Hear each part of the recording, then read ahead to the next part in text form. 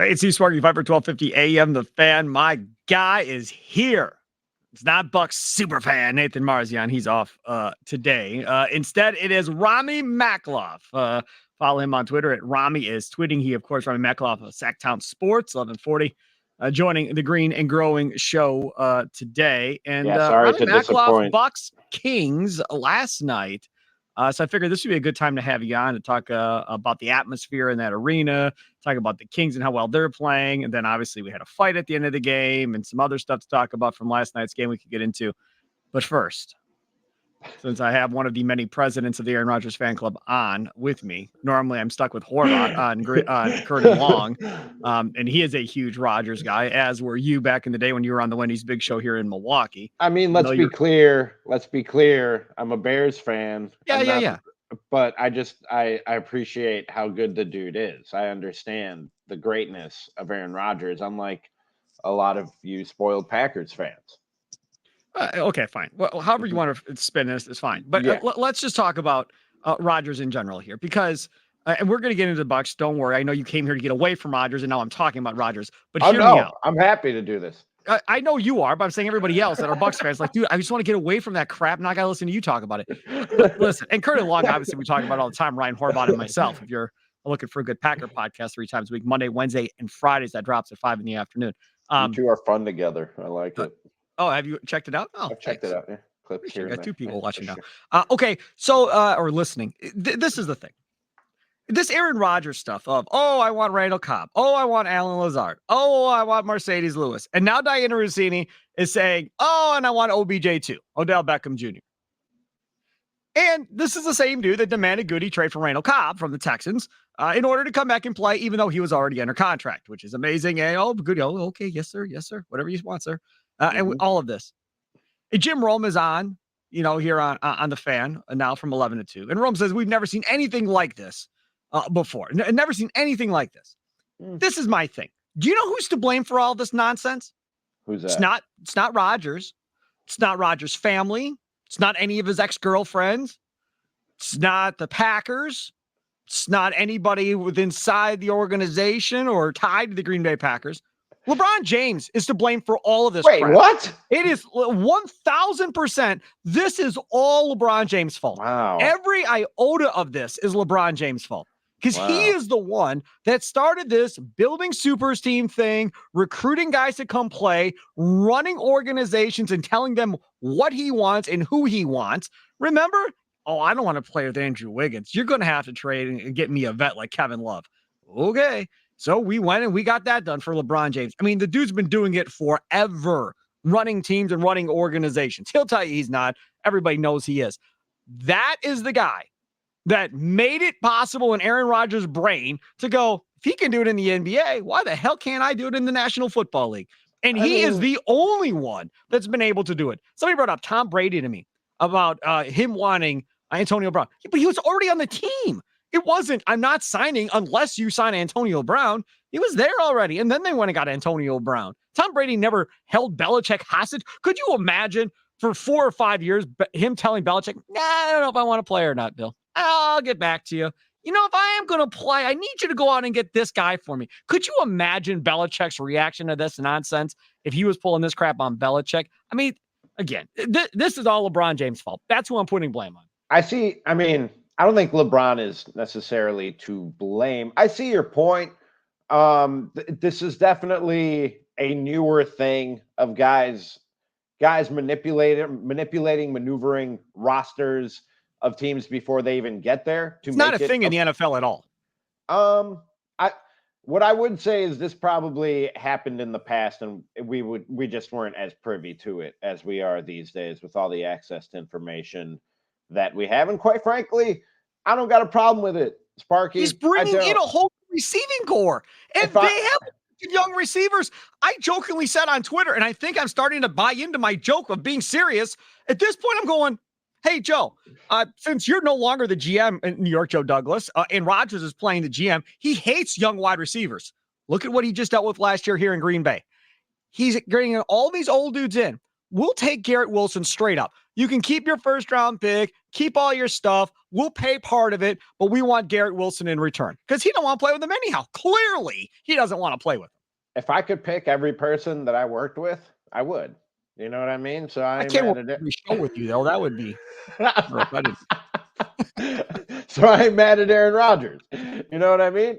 If any of us could pick every person that we worked with, we would, and for many reasons, because we think they're good at their job. We think they make us better at our jobs. We just like being around our friends and people we enjoy spending time with. You know what I mean? Any of us would do this if we had the power to do it. Aaron Rodgers has the power to do it. God bless. And also, I love the drama. Oh, yeah.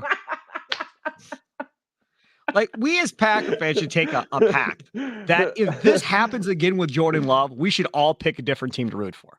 Like, because I'm not doing this again. No, like, I never thought we would be in this situation after Brett, what Rodgers went through. I never thought we'd be sitting here doing this all over again. And you could argue it's worse than what we went through with Brett. You know what it would mean if you went through this all over again with Jordan Love? That you had another Hall of Fame quarterback for a decade and a half or 2 decades. You would be so blessed. All right. It's a little bit of pain. It's a little bit of pain for a lot of joy. Okay.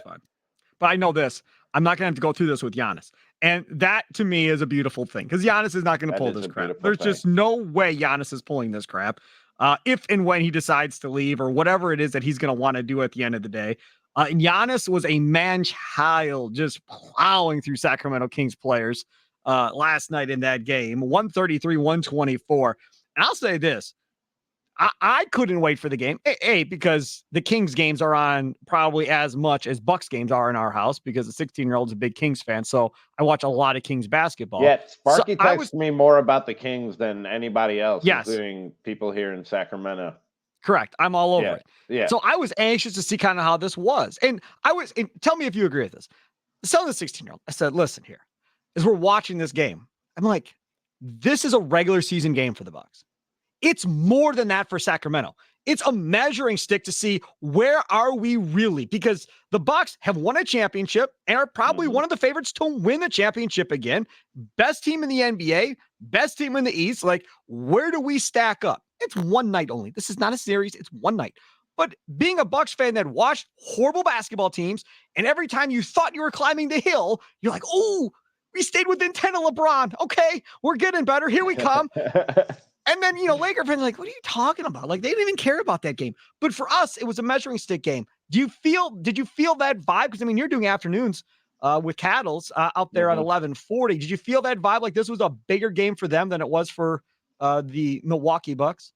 Yeah, for sure. I think when you're trying to end a 16-year playoff drought, Sparky, and not only that, but you're jockeying for position in the upper half of the Western Conference, every game feels really big right now. And you just had a nationally televised game on Thursday against the Knicks, which is something that doesn't happen so often for the Kings, something Bucks fans were used to just a few years ago before they started winning championships and earned the respect of the national media. This whole season is about ending that playoff drought and about earning that respect of essentially doing what the Bucks have done over the last decade or so, that slow climb to contention and respect in the NBA. And I think going toe to toe with a team like the Bucks and everything that they have done at this point and where the Kings are in their development, yeah, it was a measuring stick game. That place, man, I'll tell you this. We talk afternoons on our show about how the Kings will do in the playoffs, how their style of basketball will translate in the playoffs. Are they ready for it in terms of the moment, and will it be too big for them? I'll tell you this, man. Kings fans are ready for the playoffs. That was an intense. I was in the building for that one last night. That was an intense environment for that game last night between the Bucks and Kings, and both teams put on a good show, man. That was a good battle, and it was a fun game to be at. And Kings fans showed up for that one, man. They're ready for the postseason. They're playoff ready. When you talk about Kings fans out here, it was cool, man. Like I don't know what atmosphere I'd compare it to one way or the other, but Marcus Johnson, we were watching the Bucks telecast. And Marcus Johnson's like, this is a playoff atmosphere. Like, this is playoff basketball right here. The intensity level of both teams, the fans are bringing it as well. And then after the game, and I know you guys didn't get to see the Sacramento. After the game, Middleton was interviewed on the floor, and he brought up playing there. And he said, hey, man, he's like, this was fun. He said, yeah, it was a hostile environment. He goes, but it was a fun environment. Like, this was a good atmosphere to play a game of basketball in. And we've heard other guys around the NBA talking about how they love playing games in Sacramento because of that fan base and how cool that fan base is in Sacramento. I don't know if that's going to help them draw free agents at some point, one way or the other, but it certainly can't hurt. No, it can't hurt. You want to play someplace where you have a good environment where that's a motivational, fun environment to go and play in, man. That's real. I would always talk about it when I worked with you, Sparky, and I think you came around on it more. There's a very human element to playing sports and a human side to this thing, and showing up to 19,000 fans screaming their brains out and making it tough on your opponent and having your back. That's a powerful thing, man. That's a really powerful thing. And you're right. Multiple guys have come through Sacramento and noticed it. Anthony Edwards just mentioned it when the Wolves were in town last week. It's an impressive environment that they've put together here very quickly too, man. Kings fans, I think last year they had 82% capacity on average for games last year, which is not a great environment to show up to when 20% of your seats are empty. They're at 99+% this year, Sparky. They're showing up and showing out for this team, and it's been fun to watch. Just needed a winner. Just needed a winner. And then, of course, there's the whole light the beam thing. And we're going to get into the game and the Brook Lopez fight and all that. Just stick with us. The light the beam thing. Okay. Please explain to me where this thing came from and how it took off. I love it. And I know some people think it's dumb and whatever else. I love it because, again, it's kind of like that rallying cry around a team. And what I'm going to bring up to you, you'll remember from years ago. And it wasn't a rallying cry for the Brewers, but it was something fun on the station that we always kind of went to. And that's when Tim Allen had his little glove of love back in the day as kind of that rallying cry or that signed baseball that he had from a bunch of different dudes that sat in the studio. And we were hoping that was going to get the Brewers to the playoffs. There's always something that, you kind of want to rally around. And that light the beam thing is cool, man. I mean, that oversized button that they press and the whole deal. I love it. I think it's awesome. I'm a fan of it too. And it might be corny to other fan bases in other cities, but that shouldn't matter to the Kings or the city of Sacramento. You know what I mean? Correct.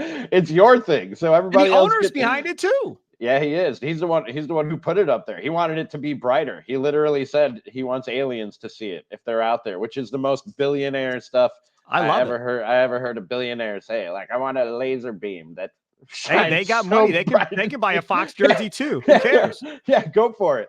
But I do love it. And the light the beam chant, Sparky. Again, I keep relating this to my time in Milwaukee and covering the Bucks. Like early on when the Bucks were just starting to make the climb, there were a lot of Bucks fans who were like, everybody chill out. Waiting for the other shoe to drop. Let's not get too crazy or too cocky. So like the light the beam thing, fans are chanting it sometimes with 5 minutes left in a game on the road. You know what I mean? Yes, I've seen it. And my co-host Nick Cattles, one of the other guys on the station, Chris Watkins, Katie Christensen, who does the games for NBC Sports, they're all like trying to pump the brakes on it. That's because Mike Brown, your coach, is leading this nonsense. He's the one that brings it up. Like, I wish they wouldn't say the light the beam thing. You know what? You're right. Because when they chant light the beam, the other team goes, oh, hell, we're going to play hard now, so they can't light their damn beam.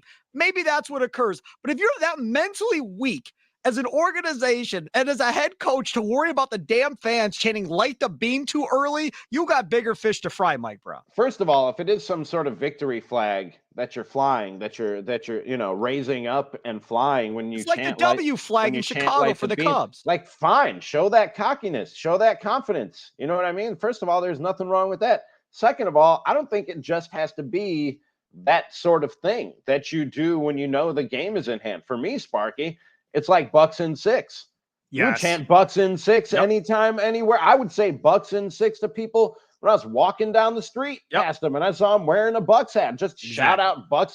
Bucks and Six would break out at a restaurant, at a school, at a church, Bucks and Six, wherever you go. You know what I mean? Yep. Light the Beam should be the same exact thing. Let it fly anytime, anywhere, and say it with your chest out. Light the damn beam, and don't let anybody tell you otherwise. Okay, let's talk about the game now. As we talked about, great basketball game, playoff atmosphere type game. Back and forth they went. Giannis had a huge first quarter. The Kings have no answer for Giannis. They don't have a rim protector. That's been the biggest hindrance to Sacramento all year. And I don't know how they fix that in the offseason one way or the other, but that'll probably be eventually why they lose. Okay, so having said all of that, it's still a close game till about 2 or 3 minutes to go. And then the Bucks get on their little run. Sacramento kind of implodes a little bit, and they lose the game. Then Giannis is dribbling the basketball out at the end of the game. And Trey Lyles, who's become a fan favorite, is walking. And as he said after the game, I saw the video of him talking with his head down, not looking where he's going, just walking with his head down back to the locker room or whatever. And Giannis, not really quite sure what he was doing, decided that he was going to walk in front of Trey Lyles, bouncing the basketball. I'm guessing, assuming he's going to pick up his head and not run into him or whatever the case may be, and go over to his bench and bounce the ball out. I see this. I can see why Lyles would be upset. And I can see why Bucks fans are upset because, dude, he was just doing the basketball. Like, what's your problem? I get it. And I don't know if I think I know, but I kind of feel like it's like walking over a guy when he's on the ground, right? Kind of like walking in front of him as you're dribbling out the ball, dribbling out the clock. I think that's kind of maybe how Lyles kind of felt like, dude, you're cutting me off as you're dribbling. You could have just stood there and dribbled the ball or walked around me. Instead, you decided to walk in front of me. I kind of feel like that's maybe how they kind of took it in Sacramento. Because even De'Aaron Fox is talking about after the game, like, dude, just dribble out the ball. What are you doing? You don't got to be doing all that stuff. And I don't think Giannis was doing it on purpose. Doesn't seem like something Giannis would do necessarily, especially to a team that they don't ever play. It's not like it's Boston and there's some type of rivalry or something going on.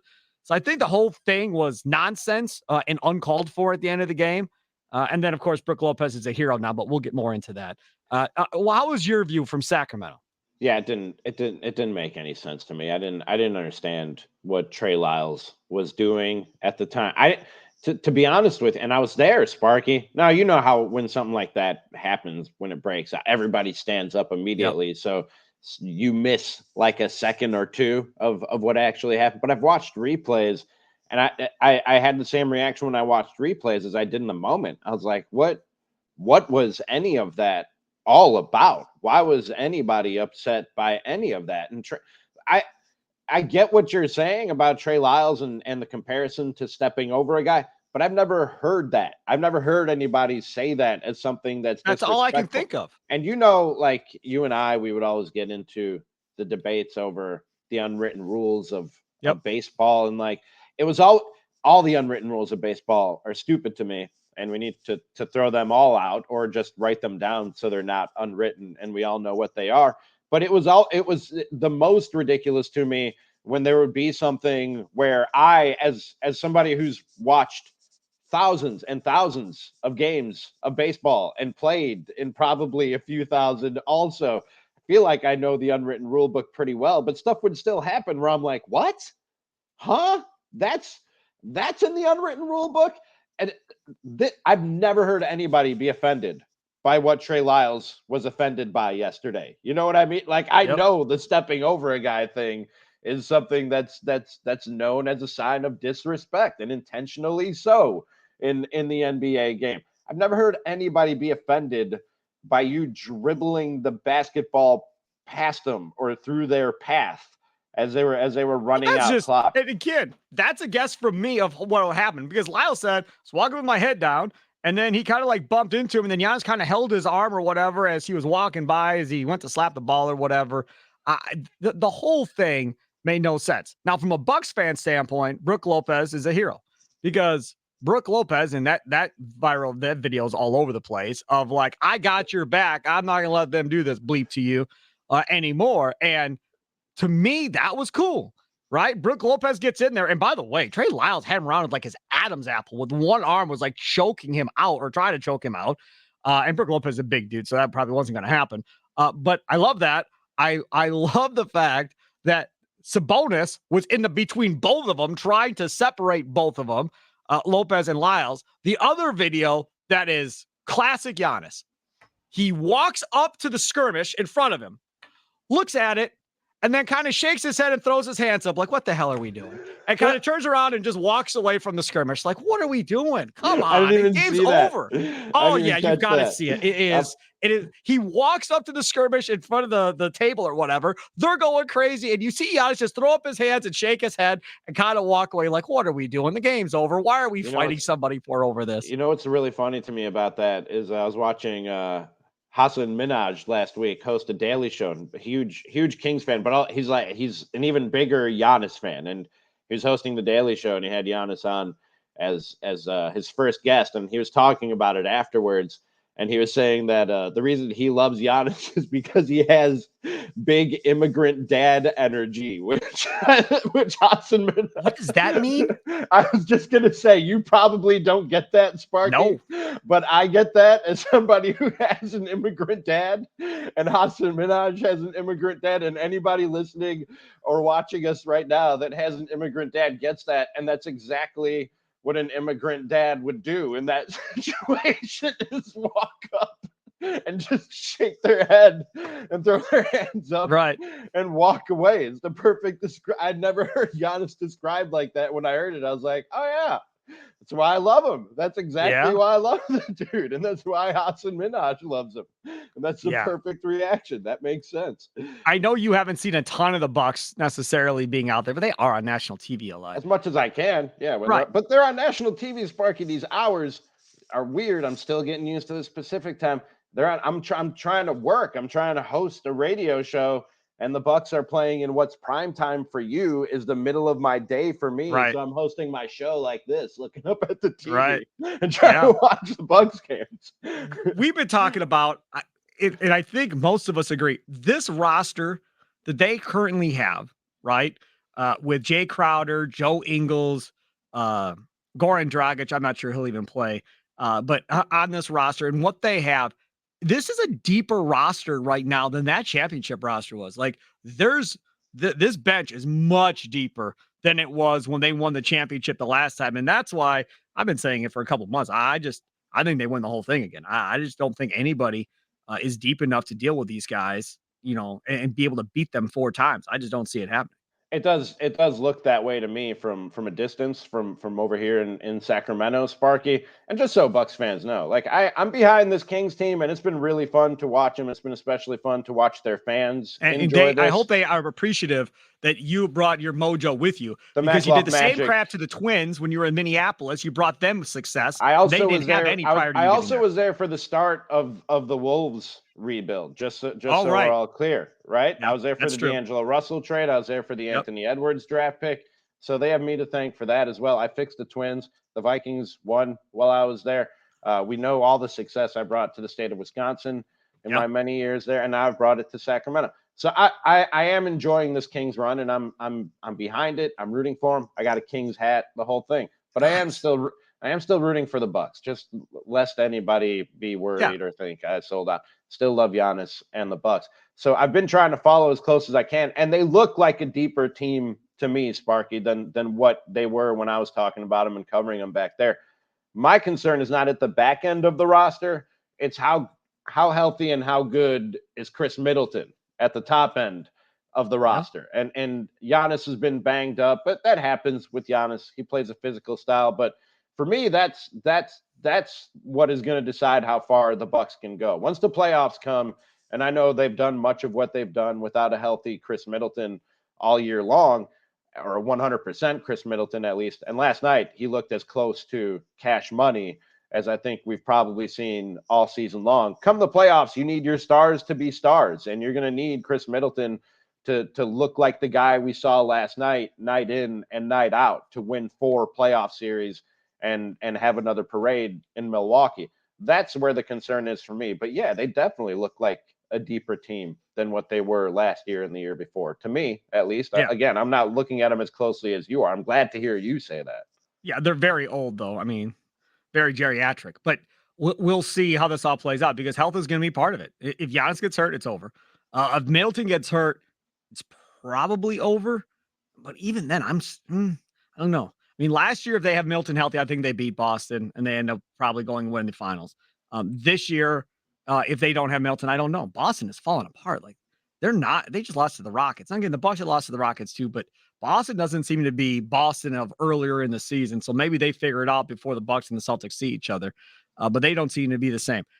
Before we wrap this Greeting Growing Up episode up with Ramie Makhlouf from SacTown Sports at 11:40 afternoons, him and Cattles, who's a Patriots fan. I can't get past that. Follow Ramie on Twitter. You got past Ramie, me being a tweeting. Bears fan. You can get past him being a Patriots fan, all right? No, it's worse. Bears don't cheat; they just suck. I mean, the Patriots are just a bunch of cheaters. I can't get past that. No, can't stand Belichick. Can't stand anybody affiliated with that. I'm not going to try and talk you out of it. It's like Zach Gelb, same thing, same crap, right? He's even worse because he hates on the Colts every day. That's even because his producer's a Colts fan. Hickey, oh my god, that dude. Okay, so Sacramento. I said we have Ken Barkley on every week. We do a special Green and Growing bonus podcast. It's like 10, 15 minutes long. Ken Barkley and myself. And we talk about betting in the NBA and all this stuff.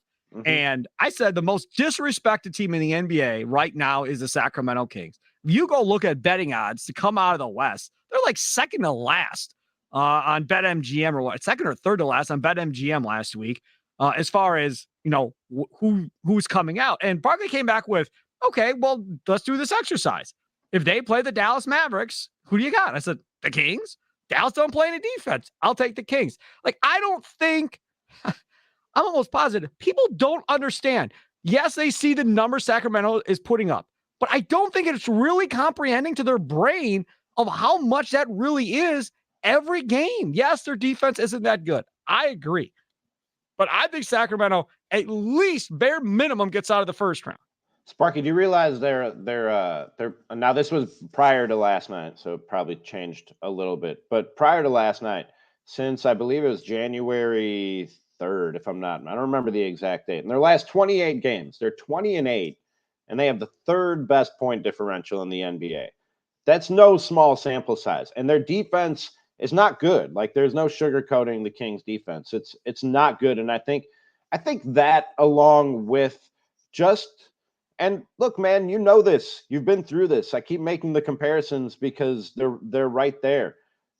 This has been a laughing stock for a long time, Sparky. And I think longest playoff drought in sports, isn't it? In North American professional sports. Yeah. Now, right now, today, the Kings are kind of the darlings of the NBA. Every podcast, every TV show, every website and publication, they're all doing Kings segments. Bill Simmons was talking about them yesterday on The Ringer about one of the teams that could come out of the West. The GQ did a De'Aaron Fox article. The Bleacher Report, Chris Haynes did a huge piece on them. The Athletic suddenly has 3-4 pieces up on them, it seems, every week. They're the darlings of the NBA, but I think they're the regular season darlings of the NBA. Come playoff time, I think you hit reset on this whole thing, and it's about earning that respect all over again and washing off that stink of the last 16 years of the Sacramento Kings being irrelevant in the regular season, much less the postseason. You need to make people believe and change whatever it is that switches or clicks in people's brains when they see that Kings logo on their screen that expects a loss. You know what I mean? Like, yep. That's a really powerful thing. And so I think come playoff time, they're going to have to prove it to people all over again, even the people who are gushing over them right now and how good they look in the regular season. Those people are going to go back to being non-believers, a lot of them at least. As far as their chances, I wouldn't pick them necessarily in any series in the Western Conference. The Grizzlies are going to be tough if they get John Morant back. That's obviously a big if. Denver is very good. Other than that, I would probably pick them in just about any series. And no matter who it is in the West, Memphis and Denver included, I wouldn't count them out of any series in the Western Conference. The Kings can come out of the West. I truly believe that, not because of that they're some great team, because you don't see a jump from where they were last year to making it out of the Western Conference very often. I just think this conference is kind of wide open, man, and nobody really stands out from the rest of the field, to be quite honest with you. Not by a huge margin. I wouldn't be shocked if the Kings knocked off the Denver Nuggets in a 7-game series. A lot of the NBA world might be shocked. As somebody who watches them night in, night out, I would not be. I can honestly say that. Yes. One more. You a fan of the Joker winning 3 straight MVPs? The Dude, whole MVP. I mean, when the history looks back at this dude, when history looks back 20, 30 years from now, it's going to be, hey, Grandpa Ramie, why exactly is it again that dude won 3 MVPs and was never in an NBA Finals? Yeah, when Michael Jordan won how many NBA Finals and only won how many MVPs? And LeBron was in how many finals and won how many MVPs? Like, you could come, the reason he's going to win is advanced stats, period, end of story, not even debatable. So that's why he's going to win it, and that's great. But the fact that you aren't even in the finals at any point, and you could come at me with, well, the surrounding cast isn't that good, and da-da-da-da-da. Fine, but LeBron didn't get that ride. LeBron got ripped up and down again because he couldn't figure out how to carry him. This dude's a 3-time MVP and isn't even being discussed about not being able to carry his team. I hear you. I definitely hear what you're saying, and a lot of people make that case. I won't even get into whether or not he's the MVP for this season. All I would do is push back on what you just said, and it wasn't fair when they did that to LeBron. They did. I know, and it wasn't fair. They did the same thing to Michael Jordan on some level, where we call it MVP voter fatigue. You know what I mean? Where people just get sick of voting for the same guy. And we were downright pissed off in Milwaukee when we thought that's what was happening to Giannis. So it was wrong in all those cases to not give those guys MVPs that they probably deserved. And I don't think that you should be, if you have an MVP vote, voting on the MVP for a given season based on its context in history. Is Jokic the MVP of the NBA this year? If your answer to that as a voter is yes, you should be voting yes, and not looking at it and saying, well, what about Jordan should have won like 12 MVPs. Jordan should have won it every year he was basically that he was in the league. So right, and you can argue that for LeBron. You can argue that for Shaq. I mean, you go down the line and argue this. Yes, but I'm not going to sit here and go, those guys were treated unfairly, so this guy should be treated unfairly. That logic has never made sense to me. It's logic that a lot of people use and keep going back to, and it'll never make sense to me. If what is fair, then treat Jokic right. And if you think he's the MVP, vote for him for MVP. And don't worry about how it fits into the context of history. That's not what this is about, man. This is about who's the MVP of the NBA this year, period. Advanced stats, my dog peeking over my shoulder. Do you see that? Advanced stats, rooting sports. Oh, hey, what's up? Hey. You're far enough away from me in another state. You stay right there. Hey, advanced stats, rooting sports. Just shut up. Stop it, Grandpa. Hey, I'll tell you what. Let's go to another sport right now. Advanced stats said, don't steal bases. No, go station to station. It's not worth it. And what is baseball doing?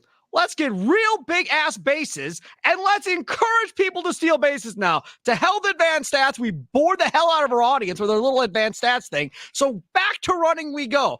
Hey, all these other advanced metrics said, let's move the infielders all over to one side to play defense and pull. Baseball said, to hell with it. The fans are bored. Our numbers are down across the board. No more shifts are allowed. So too bad, smart people. We're going to stop you there too. Baseball figured it out. It said, I don't care about your advanced stats. We need to entertain. That's what needs to happen, and that's what's going to happen. Otherwise, this isn't going to go very much longer. And that is the way to do it, folks. Baseball learned. That's what happened. They learned. I will counter that. They wouldn't have known the things that they know or how to fix them without advanced statistical analysis. So at the end of the day, you, Steve Sparky Fifer, love advanced stats. No. And I win yet another debate with you, sir. This has been fun. And you owe the commissioner of baseball an apology for making the game of baseball better right now. Because it's going to be quicker. I agree with you. I like most of the changes. You know who we have to thank? Who? You know who we have to thank? LeBron? Nope. The same man who had me crying in November 2016. Theo Epstein, the great Theo Epstein. Yes. Yeah, he's in the Major League front office. Yeah. That's who we have to thank. He's a smart dude, man. Another advanced stats guy. But at least he's understanding the entertainment aspect of things. See? You love advanced stats. Say it. Say I love advanced stats. No, because if it gets to Joker another MVP, I don't like anything having to do with it. Not at all. No, I don't. And it's not that I dislike him, but there's just no way. Like, I don't know. And I don't like Embiid either.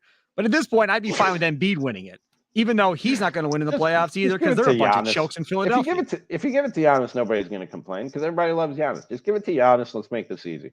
No, but that's not what this is about for me. It's not about giving it to Giannis. It's just about a 3-time MVP having no chance of getting his team to the finals. Like you said, what it's about for me. If Denver got knocked out in the first round this year, I wouldn't be shocked. I wouldn't be shocked.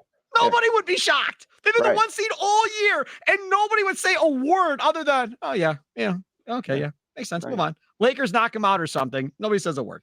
What a great job by LeBron. All right, he is Ramie Makhlouf. That's not what the MVP is about. That is not what the MVP is about. Vote for who you think is the MVP. That's what I say to all the voters.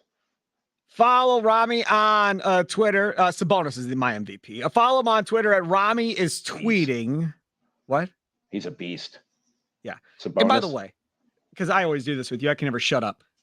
All you people out there that when that trade went down a couple of years ago, was it last year? Last year was that trade or was it the year before? Just dropping you people. Yeah. Wow. When they had made that Halliburton Sabonis trade, and I said, hey, I like this deal for Sacramento, and I got lit up on Twitter, just lit up. You're crazy, Sparky. Halliburton's a way better player. Sabonis ain't going to make any difference, blah, blah, blah, blah. If Halliburton is on this Kings team and Sabonis isn't there and it's some other big, they are not in this position. There's no chance they are in this position. Sabonis is the reason why they are where they are right now. He makes that whole offense go. You're one of few who love that trade. Like JJ, I saw JJ Redick issue a formal apology to Kings. Yeah, screw him. I would never allow him on a show. No matter what you think of JJ Redick, can't stand that dude. I don't think he should be apologizing because I wasn't here, but from what I understand, most Kings fans were not happy with that trade. Like if anybody should be apologizing, it's a lot of Kings fans to Domantas Sabonis, not JJ Redick to Kings fans. Did you guys play the Halliburton pod with Darius Miles and Quentin Richardson? Oh, I don't know. We've played a lot of Halliburton last week. Whining about the trade. Nah, I don't. If it was last week, I don't think we got to it. Go get it and play it. He talks about the fact that Sacramento never worked him out, never talked to him, called him the day before the draft. He didn't want to take the call, Robbie. He's like, nah, I'm good. I don't need to talk to them. They haven't talked to me. Why do I want to talk to him? And his agent's like, dude, you should pick up the phone. You should really talk to him. Halliburton's like, fine, I'll talk to him. Fine.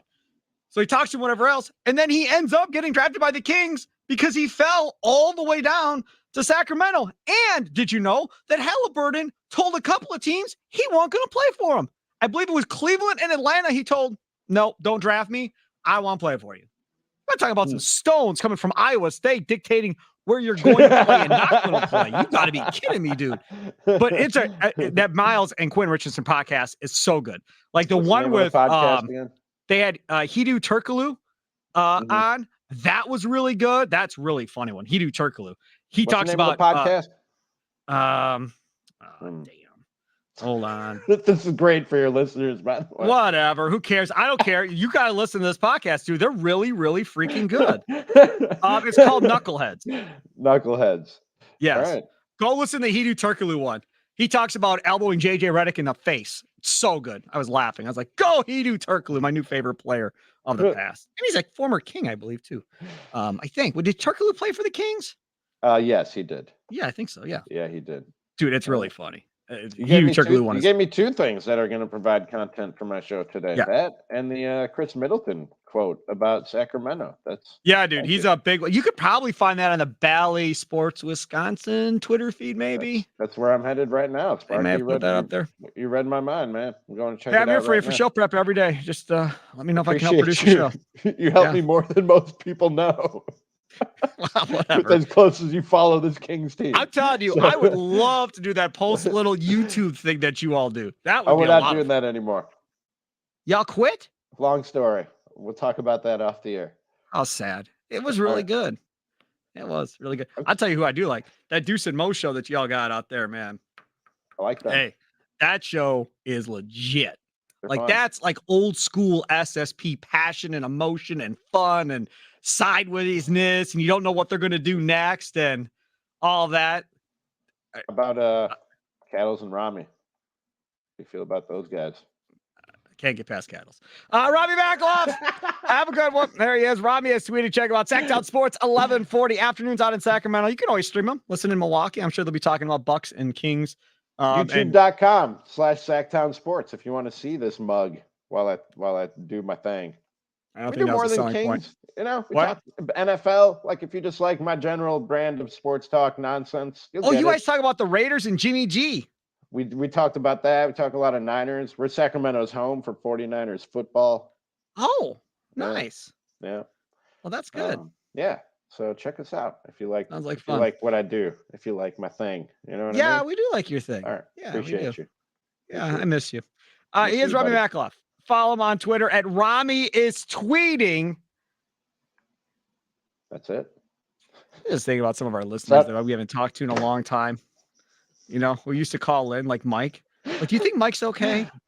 Yeah, I'm sure they're all fine. You mean which Mike? We had multiple Mike. Which Mike are you the old talking dude that about? always would call in. That was in the hospital, in and out of the hospital. I worry about Trav in West Bend. Nah, he's Or Trav and Brown Deer, I mean. his wife will take care of him. I ain't worried about him. He's worried about Mike though. All right, have a good one. Buddy. Toodles. We got to go at some point here. I mean, I could do this for 4 hours with Ramie. We don't even need. I got to pee, gotta and go. I'm pretty sure my dog does too. So I should. I don't care about. Well, they're not your dog. Okay, whatever. Goodbye. All right.